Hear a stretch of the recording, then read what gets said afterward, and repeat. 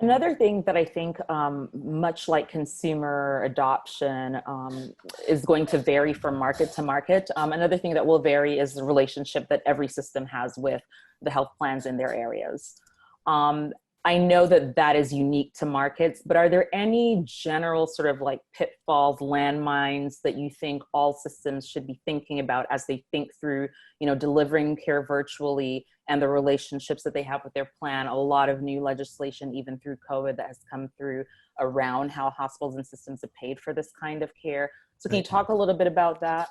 Yeah, that even ties directly into our sort of COVID story on this. So, we had our asynchronous visit platform and then our video visit platform that was really going around a couple visits a day. It was not doing a lot of visits in the video world, right? When coronavirus hit, we had that platform that had a paywall associated with it.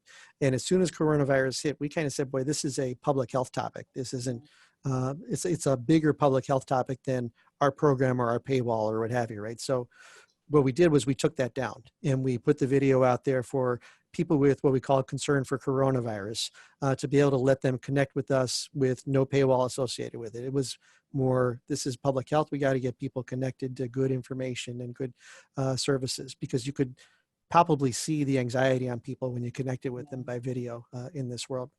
And, Kadesha, you went through that emotional feeling, right, of being diagnosed with coronavirus when you're going through this. And when we were first doing this, especially in the early days, you could just see the amount of anxiety that existed on people.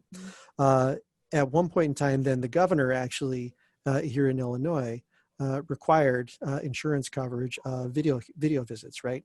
And so when that happened, we then stood up the ability to use people's insurance, still created a path for them to get to care if they didn't have insurance, but allowed them to use their insurance for the program, and then started creating kind of an insurance-based business, if you will, out of that. A big unknown for us is what the future of that is going to be, right? We truly just don't know sitting here right now. So we're kind of creating scenarios that are working to be ready for whatever situation happens. If the general insurance coverage diminishes dramatically, if it doesn't, if it stays partially, we're trying to sort of plot out the scenarios. I think one thing we feel confident in is that an awful lot of the public who had never been introduced to sort of on-demand kind of video care now has been, right? And they're going to look for it in the environment more so than they did before, which is a really neat piece of this, because we truly believe the consumer is going to drive a ton of this, right? In that they'll determine what people should be responding with by their behaviors. So I think there's a lot of unknown as to what exactly the future is from the payer perspective. Our path internally had been, what we were building was a cash-based business. It was $30 for an asynchronous visit, $49 for a video visit, and we're good to go.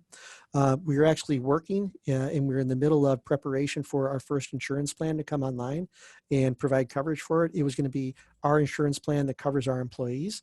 So we were going to get about 19,000 people who got access to these video visits through their insurance plan. And it was intended to be sort of the first step in stepping into the insurance world with this. And I do think that's a good spot for people to look when they're thinking about building programs, is always remembering that health centers typically have a large population of people for whom they self-insure. So they're really vested in the cost of care for those people. And video care is a great way to provide good service and provide very cost-effective service to people. So that was going to be our first step into the insurance world. It was supposed to be April 1st, and the coronavirus outbreak in Illinois hit before then. So it all got expanded before April 1st anyway.